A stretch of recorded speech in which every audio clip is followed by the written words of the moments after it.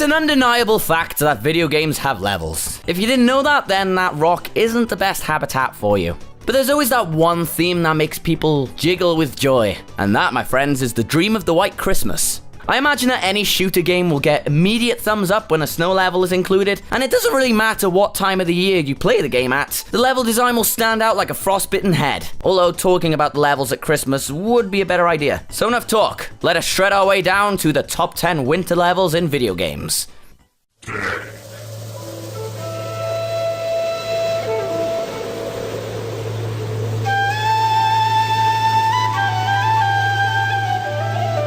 One element of gameplay that works insanely well in the snow is stealth.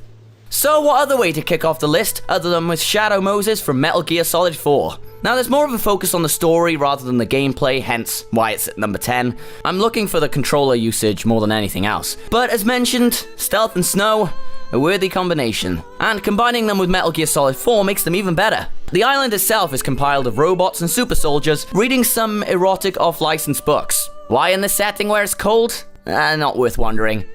No.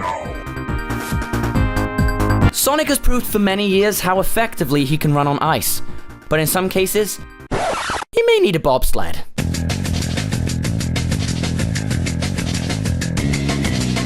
Now, I'm sure that both ice caps in Sonic 3 and Adventure get praised enough, but I feel like Cool Edge from Sonic Unleashed is a tad bit underrated, so much so that it reaches number 9 on my list. It's a wildly open, fast level, with chances to go back and discover more routes later on, with Sonic running and riding across a whale.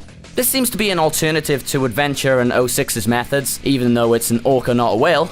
However, the second bobsled compared to the first is pretty challenging, just to let you know, and the music track in this level is just divine to the extent that my ears deserve more like this in this game, but they weren't bad overall.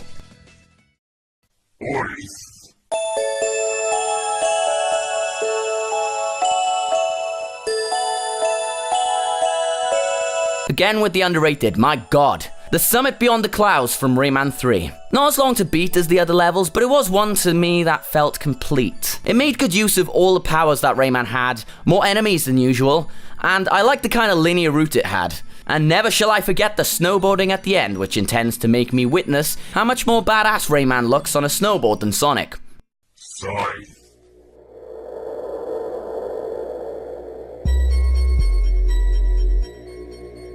Surface from GoldenEye. Every time I played this level when I was young, I always felt like I was being watched. Don't ask why. It could have been something to do with the music, which is rather chilling, although it seems plainly obvious when the sky is black and you're in an open field of snow. But these days, I know that I'm the one to do the watching, if that doesn't sound wrong in any way, shape or form. GoldenEye at the time reinvented the aesthetics behind FPSs, and this level was heavily significant in the game's success. And although it doesn't look like it, the level can pass itself off as a maze since there are chances of getting lost in it. And for the time that takes place after the 700th, stealth and snow, excellent. As Bond's mission in this level is to infiltrate a giant satellite facility in the middle of Siberia. The same kind of mission was tried in Time Splitters 2, but due to their similarities, I could only settle with one. Metroid has always been a series unleashing a gallery of unique graphical scenery, with creative enemies and bosses including the fights, and a creepy aura surrounding it. To which I'm referring to Phendrana Drifts from Metroid Prime. The level itself has an insanely beautiful landscape with mystical music, and rather freaky ice monsters. It's the exact opposite of what winter should be renowned for. No Wasteland for frozen aliens, and, spoiler alert, no rocks intending to bring the pain.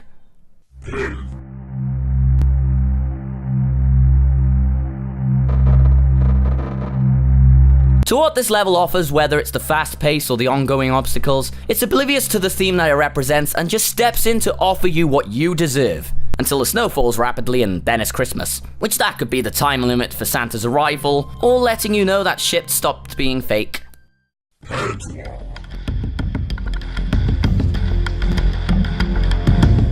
Call of Duty, Cue the Press, is a franchise which has changed a lot since its early years, now appealing to a wider audience, and thus Cliffhanger takes the number 4 spot. It's surprising to see them balance out stealth and action like this. Such a broken record, KB, stop it. Before the game though, we never really saw what Soap looked like until now. Roach, these Muppets have no idea we're here.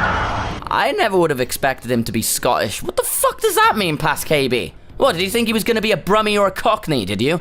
The first part of the mission plays a tense effect on the audience where you and Soap are trekking along the side of a mountain. Using your super chisel, you need to weasel your way up ice and enter the blizzard where it's not time to execute people. There's a choice of either running and gunning, or actually try to win an achievement by planting the C4 undetected. Then suddenly... whoever that is, and while he's holding Soap dormant, it's time to blow the roof off the house. Run away while gunning down anyone who stands in your way, and escape on a snowmobile. I hope that's in a movie somewhere, because goddamn! In Super Mario 64, Cool Mountain, I'd say it's pretty cool to be honest. You get to reunite baby penguins with their mother. How they got up there in the first place is, you race a penguin without allegedly cheating, and form a shattering wall kick. Snowmans Land, on the other hand, I feel has a lot more going on. There's a giant snowman to climb up to gain a star, an ice bully to stand up to, fall through a tiny ice maze, and invade a bigger maze in an igloo. So yeah, this isn't number 1, but let's see what beat it.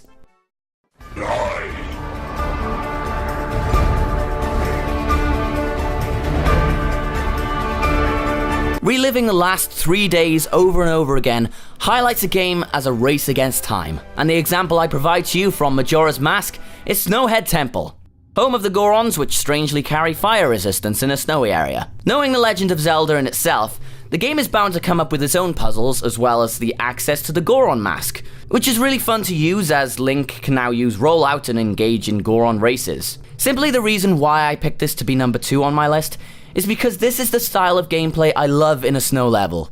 As much exploration as possible. Now before I go to number 1, let us discuss the honorable mentions. Let's start with the obvious. No open worlds included. So, sorry Skyrim. We can have a little fun tonight though. Unbearable from Crash Bandicoot. Nice pun? Challenging, but it's not up to par with the top 10s for me, so... Snowfields from Contra was a bit basic compared to everything else in the game I faced, so it was a bit underwhelming due to that. Walrus Cove from Diddy Kong Racing, no real reason, but Sherbet Land from Mario Kart Double Dash was another choice. And then Canada from Tony Hawk Pro Skater 3. No real reason. Fuck recaps!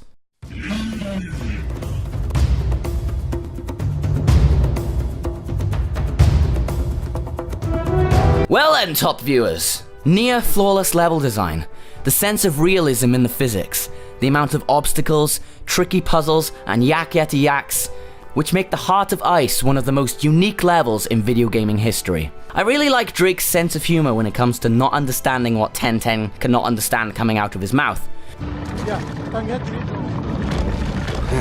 Easy for you to say. You would think that Drake would simply slip at some point, but instead, he's glued to ice in the most understandable way ever. The snow will even latch on to their clothes, which ties to that sense of realism I mentioned earlier. Uncharted 2 is a full game, stealth snow in a more appropriate way this time around, but it's mixed with chases, escapes, climbing, gunslinging, and... Hey, check it out. Marco. Really? Come on. No. Marco. Hello. Fish out of water. You are so unprofessional. Game of the Century! So thank you for watching this video. I don't want to be mean, dude, but you should be more like me and get the hair out of your eyes. Until next time, folks, lights out.